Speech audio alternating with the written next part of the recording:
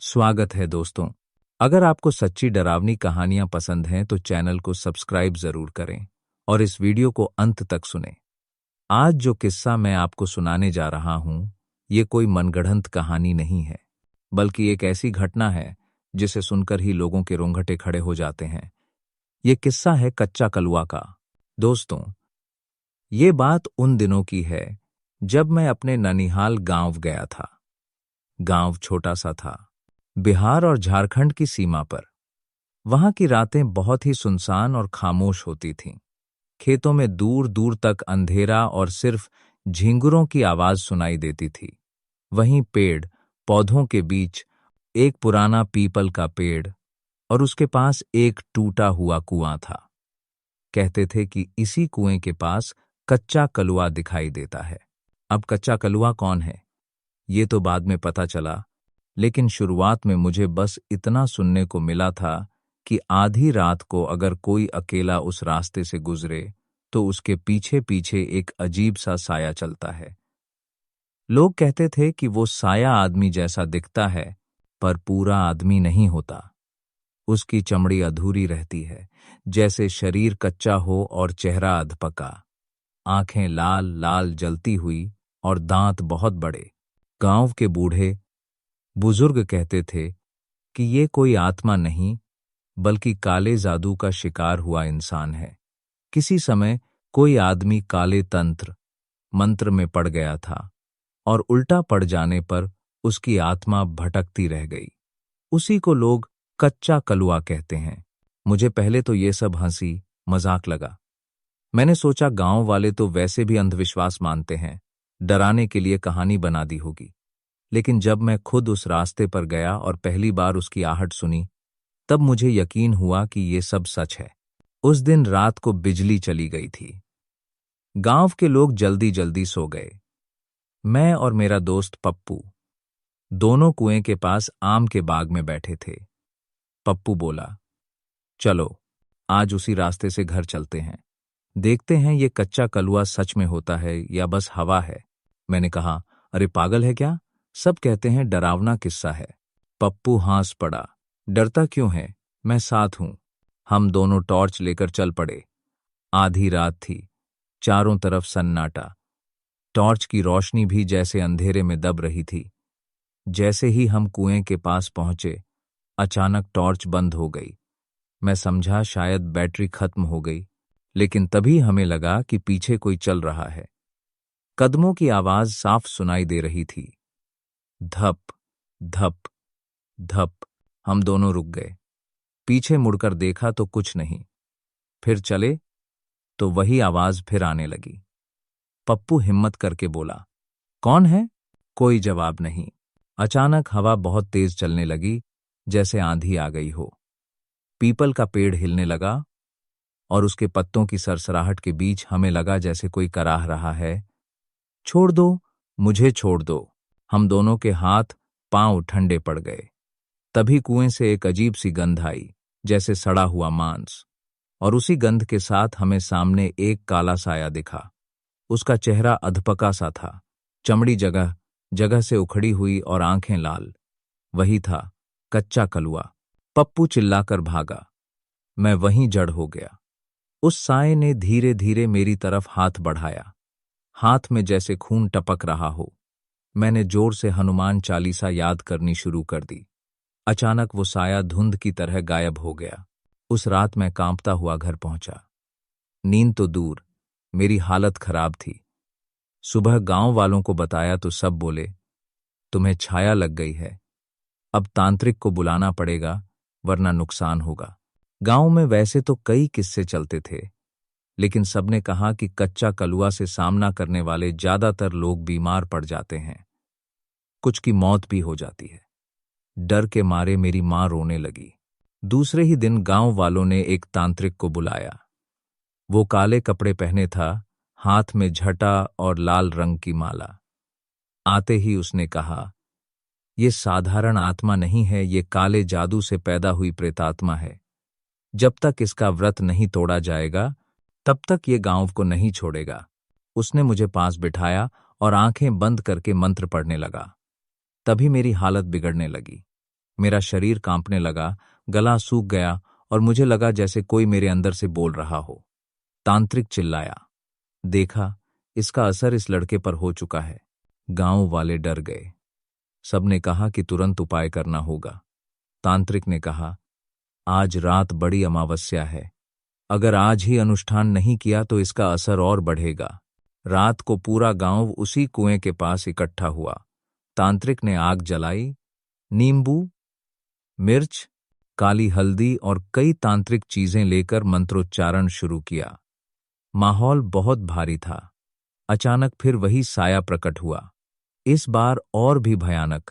उसकी आंखें अंगारे जैसी जल रही थीं और वो सीधे मेरी तरफ बढ़ा। मैं बेहोश हो गया, लेकिन बाद में जब होश आया तो सुना कि तांत्रिक और उस साए में जबरदस्त टक्कर हुई। तांत्रिक ने कहा, ये इंसान कभी तांत्रिक विद्या का साधक था, पर लालच और गलत राह के कारण इसका व्रत अपूर्ण रह गया। अब ये अधमरा आत्मा बन गया है। यही है कच्चा कलुआ।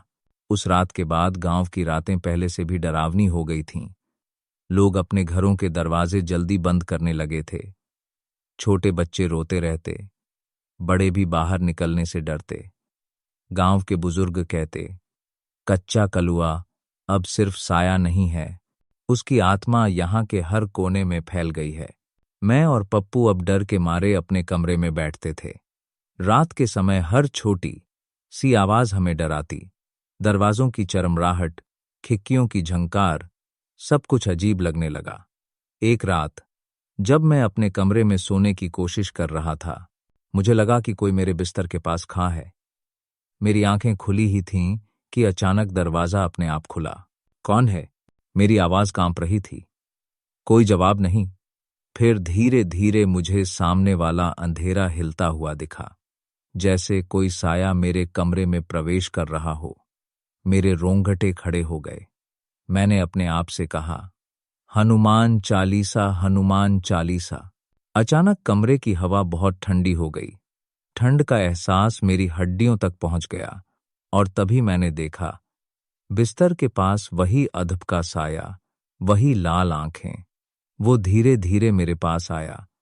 मैं चिल्लाया, पर आवाज अंदर ही अंदर दब गई। पप्पू ने अचानक दरवाजा खोला और टॉर्च की रोशनी उस साए पर डाली। साया ठहरा, फिर धुंध की तरह गायब हो गया। मैं हांफते हुए पप्पू के पास गया।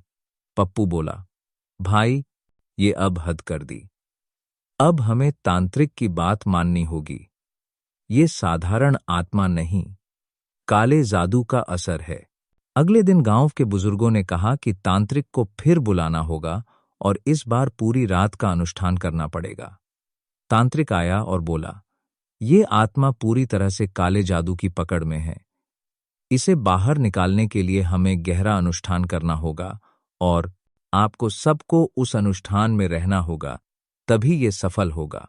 तांत्रिक ने रात को तैयारी शुरू की। उसने नींबू, काली हल्दी, लाल माला, मंत्र और कई जादुई वस्तुएं रखी। गांव वाले डर के मारे अपने अपने घरों में बैठे थे, लेकिन अनुष्ठान में मौजूद होना जरूरी था।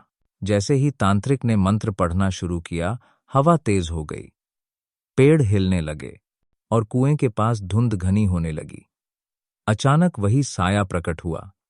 इस बार वो और भी भयानक था। उसके हाथ लंबे और उसकी आवाज अजीब कराहने जैसी। उसने गांव वालों की तरफ हाथ बढ़ाया। तांत्रिक ने कहा, ये आत्मा अब सिर्फ डराने नहीं आई, ये हमला करने आई है। सब लोग पीछे हटो, बस अनुष्ठान पूरा होने दो। साया ने अचानक पप्पू की तरफ झपट्टा मारा। पप्पू जमीन पर गिर पड़ा और उसकी चीख सुनकर गांव वाले डर गए। तांत्रिक ने तेज आवाज में मंत्र पढ़ना शुरू किया। तभी एक तेज हवा का झोंका आया और साया पिंड की तरह हवा में घूमता हुआ ऊपर उठा। मैंने देखा कि उसका चेहरा बदल रहा है, कभी लाल, कभी काला, और उसकी हंसी सुनाई दे रही थी। तुम मुझे मार नहीं सकते, मैं हमेशा रहूंगा। तांत्रिक ने कहा, अब अंतिम मंत्र, इसको बाहर निकालो। उसने अपने हाथों से हवा में गोल घेरे बनाए, नींबू और हल्दी को जला दिया। अचानक एक जोर की आवाज हुई, जैसे कोई चीख रहा हो।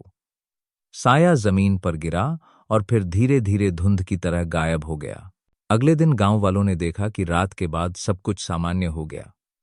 कुआं अब शांत था, पेड़ हिल रहे थे पर डरावनी आहटें नहीं थीं। पप्पू और मैं अब राहत महसूस कर रहे थे। लेकिन तांत्रिक ने चेतावनी दी, अगर किसी ने भी लालच और काले जादू की राह पकड़ी तो फिर से ये घटना दोबारा होगी। कच्चा कलुआ अब शांति में है, पर सतर्क रहना जरूरी है। इस घटना के बाद मैं गांव में कभी भी अकेले रात में नहीं गया। हर गांव वाला अब जानता था कि अंधविश्वास नहीं, ये सच है। और कच्चा कलुआ सिर्फ अफवाह नहीं, बल्कि काले जादू की एक अधमरी आत्मा है। समय बीत गया, लेकिन उस रात की यादें अब भी मेरे साथ हैं। हर अंधेरी रात में मैं अपने कमरे की खिड़की से बाहर देखता हूं और सोचता हूं, कहीं वो साया फिर से न लौट आए। उस रात के बाद गांव में धीरे धीरे अजीब घटनाएं होने लगीं। सबसे पहले राम खेलावन के घर में उसकी बीवी, जो पिछले साल से बीमार थी, अचानक और तेजी से बीमार पड़ गई। लोग कहते थे कि रात को उसकी खिड़की के पास अंधेरे में कोई खड़ा रहता था। राम खेलावन की आवाज में डर था। मैं देख रहा हूं, किसी की परछाई खिड़की के पास से गुजर रही है। रात भर उसकी आवाज आती रही, कराह, रोना और फुसफुसाहट। कुछ दिन बाद गांव के दूसरे लोग भी अजीब घटनाओं की शिकायत करने लगे। खेत में काम करने वाले कहते थे कि अचानक कोई अजीब साया उनके पीछे दिखता है। कोई आवाज नहीं होती, सिर्फ हल्की हल्की सरसराहट और किसी की सांस की आहट। कुछ लोगों ने कहा कि उनके घर की दरवाजे रात को खुद खुलते हैं, चीजें गायब हो जाती हैं। एक रात पप्पू और मैं गांव के बाहर की ओर गए। हवा में अजीब ठंडक थी और चांद का प्रकाश भी जैसे दबा हुआ था। हम दोनों खेतों में से गुजर रहे थे कि अचानक देखा, एक लंबा साया धीरे धीरे हमारी तरफ बढ़ रहा था। उस साये की आंखें लाल और शरीर अधपका। मैंने अपनी सांस रोक ली। पप्पू, वो वही है, कच्चा कलुआ। मैंने कान में फुसफुसाया। पप्पू ने सिर्फ सिर हिलाया। हमने पीछे हटने की कोशिश की, लेकिन जैसे ही हम चलना शुरू किए, जमीन के पास से आवाज आई, तुम मुझे छोड़ दो, तुम मेरे रास्ते में क्यों आए? हमारी टॉर्च की रोशनी थोड़ी ढीली पड़ गई और उसी धुंध में साया और करीब आ गया। पप्पू ने जोर से मंत्र पढ़ना शुरू किया, लेकिन साया नहीं रुका। अचानक उसकी हंसी कान फाड़ देने वाली थी। मैं कांपते हुए पीछे हटता रहा। अगले दिन गांव वालों ने चर्चा की। सब डर के मारे अपने घरों में रह रहे थे। बुजुर्गों ने कहा, यह काला जादू सिर्फ कच्चा कलुआ ही नहीं, बल्कि किसी ने गांव में रौंदा हुआ है। कोई साधक है जिसने गलत तंत्र किया है। तांत्रिक को फिर बुलाया गया। उसने कहा, अब ये आत्मा बहुत शक्तिशाली हो गई है। इसे रोकने के लिए हमें 3 रातों का बड़ा अनुष्ठान करना होगा, और इन 3 रातों में गांव वाले सावधानी बरतें, कहीं अकेले न जाएं। पहली रात का अनुष्ठान शुरू हुआ। गांव वाले और मैं सब कुएं के पास खड़े थे। तांत्रिक ने मंत्र पढ़ना शुरू किया। हाथ में लाल माला, नींबू, काली हल्दी और आग का उपयोग किया। जैसे ही उसने मंत्र पढ़ना शुरू किया, हवा में अजीब चमक और अंधेरा फैल गया। कच्चा कलुआ प्रकट हुआ, इस बार पहले से भी भयानक। उसका चेहरा पिघला हुआ लगता था, आंखें अंगारों की तरह लाल। साया अचानक झपट्टा मारने आया। गांव वाले डर के मारे पीछे हट गए। तांत्रिक ने तेज आवाज में मंत्र पढ़े और साया ऊपर उठ गया। उसकी आवाज कान फाड़ने वाली थी, तुम मुझे नहीं हरा सकते, मैं हमेशा रहूंगा, मैं तुम्हारे सपनों में भी रहूंगा। अनुष्ठान 3 रातों तक चलता रहा। हर रात साया अधिक शक्तिशाली और डरावना होता गया। कुछ लोग बीमार पड़ गए, कुछ का मन डर से टूट गया। मैं और पप्पू भी भय से कांपते रहे। तीसरी रात तांत्रिक ने आखिरी मंत्र पढ़ा। उसने कहा, अब ये साया या तो खत्म होगा या फिर स्थायी रूप से गांव में भटकता रहेगा। सबको मेरी बात माननी होगी। जैसे ही अंतिम मंत्र पढ़ा गया, कच्चा कलुआ जोर जोर से चीखने लगा। हवा तेज हो गई, पेड़ हिलने लगे और अंधेरा चारों तरफ फैल गया। अचानक एक तेज रोशनी हुई और साया जमीन पर गिरा। उसकी चीख सुनकर कई लोग बेहोश हो गए। जब सब होश में आए तो देखा कि साया गायब हो गया। तांत्रिक ने कहा, अब ये आत्मा शांत है, लेकिन याद रखना, अगर कोई फिर लालच या काले जादू में पड़ेगा तो ये लौट आएगा। उस घटना के बाद गांव धीरे धीरे सामान्य हुआ। रातें शांत होने लगीं। लोग अब अपने घरों की रक्षा करने लगे। हम भी अब रात में अकेले बाहर नहीं निकलते थे, लेकिन मेरी यादों में वो साया हमेशा जीवित रहा। हर अंधेरी रात मैं खिड़की से बाहर देखता हूं और सोचता हूं, कहीं वो फिर से न लौट आए। तीसरी रात के अनुष्ठान के बाद गांव धीरे धीरे सामान्य होने लगा, लेकिन गांव वाले अब भी सतर्क रहते। हर घर की खिड़की और दरवाजे अच्छे से बंद किए जाते, बच्चे घर के अंदर ही रहते और रात के समय कोई अकेला बाहर नहीं निकलता। तांत्रिक ने गांव वालों को समझाया, अब कच्चा कलुआ कमजोर हो गया है, पर उसकी आत्मा पूरी तरह समाप्त नहीं हुई है। इसका असर अभी भी आसपास है। इसका अंतिम समाधान आज ही होगा। मुझे तुम्हारे सहयोग की जरूरत है। उस रात गांव के सबसे बड़े खुले मैदान में तांत्रिक ने अंतिम अनुष्ठान की तैयारी शुरू की। उसने चारों ओर आग के घेरे लगाए, नींबू और काली हल्दी रखी, लाल माला हाथ में ली और मंत्र पढ़ना शुरू किया। जैसे ही उसने मंत्र पढ़ा, अंधेरा फैल गया और तेज हवा चलने लगी। पेड़ हिलने लगे और धुंध चारों ओर फैल गई। उसी समय कच्चा कलुआ प्रकट हुआ। उसका चेहरा और भी डरावना था, पहले से ज्यादा अधपका, आंखें अंगारों की तरह जल रही थीं। साया धीरे धीरे तांत्रिक की तरफ बढ़ा। गांव वाले डर के मारे पीछे हट गए। पप्पू और मैं भी कांप रहे थे। तांत्रिक ने जोर से मंत्र पढ़ना जारी रखा। अचानक साया हवा में उठ गया और एक अजीब कराह सुनाई दी। तांत्रिक ने कहा, यह आत्मा अब पूरी तरह से मुक्त नहीं हो सकती, लेकिन इसे बांधना संभव है। सब लोग ध्यान से देखो। उसने अपने हाथों से गोल घेरे बनाए और नींबू हल्दी की रेखा से चारों ओर घेरे बनाए। साया जोर जोर से चीखने लगा, तुम मुझे नहीं मार सकते, मैं हमेशा रहूंगा, मैं तुम्हारे सपनों में भी रहूंगा। लेकिन तांत्रिक के मंत्र और आग के घेरे ने उसे रोक दिया। साया धीरे धीरे जमीन पर गिरा और उसकी चीख कम होती गई। उसकी लाल आंखें फीकी पड़ने लगीं और शरीर अधपका होकर धुंध की तरह गायब हो गया। तांत्रिक ने कहा, अब ये आत्मा बंध गई है। इसे पुनः मुक्त करने का रास्ता सिर्फ इस गांव के किसी गलत प्रयास से होगा। लेकिन अभी गांव सुरक्षित है। गांव वाले धीरे धीरे राहत महसूस करने लगे। पप्पू ने कहा, भाई, सच में ये कोई अफवाह नहीं थी। मैंने खुद देखा। ये कच्चा कलुआ सच में डरावना था। मैंने सिर हिलाया और मन ही मन सोचा, अब रात में मैं कभी अकेले बाहर नहीं जाऊंगा। उस रात के बाद गांव में शांति लौट आई। कुआं अब शांत था। खेतों में अजीब साया नहीं दिखता। लोग अब अपने घरों में सुरक्षित महसूस करने लगे। कुछ बुजुर्ग कहते, हमारे गांव में अब कच्चा कलुआ नहीं लौटेगा, लेकिन मेरे दिल में हमेशा डर की हल्की सी खिंचाई रहती थी। रात के समय जब मैं खिड़की से बाहर देखता, मुझे लगता कि कहीं दूर पेड़ों के बीच धुंध में कोई हल्की परछाई घूम रही है।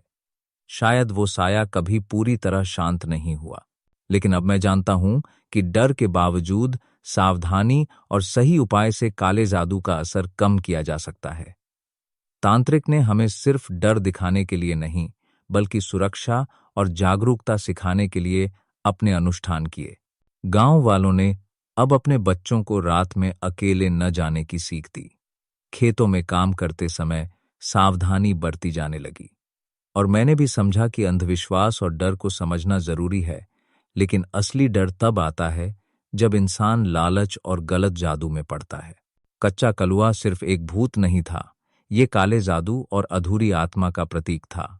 और इस कहानी से हम सीख सकते हैं कि जब भी कोई गलती या लालच इंसान को सही रास्ते से भटकाए, तो उसका परिणाम कितना भयानक हो सकता है। मैं आज भी उस गांव की यादें अपने दिल में रखता हूं, और जब भी रात में चांदनी में खेतों की ओर देखता हूं, मुझे लगता है कि कहीं दूर उस पुराने कुएं के पास कोई हल्की परछाई हिल रही है और मैं खुद से कहता हूं, अब तुम मेरे सपनों में नहीं आओगे, कच्चा कलुआ। गांव अब सुरक्षित है, लेकिन सतर्क रहना सबको जरूरी है। और इस तरह दोस्तों ये असली घटना समाप्त हुई। अगर आपको ये कहानी पसंद आई हो तो चैनल को सब्सक्राइब जरूर करें और अपने दोस्तों के साथ शेयर करें। याद रखें, डर केवल मनोरंजन नहीं है, कभी कभी ये सच भी हो सकता है।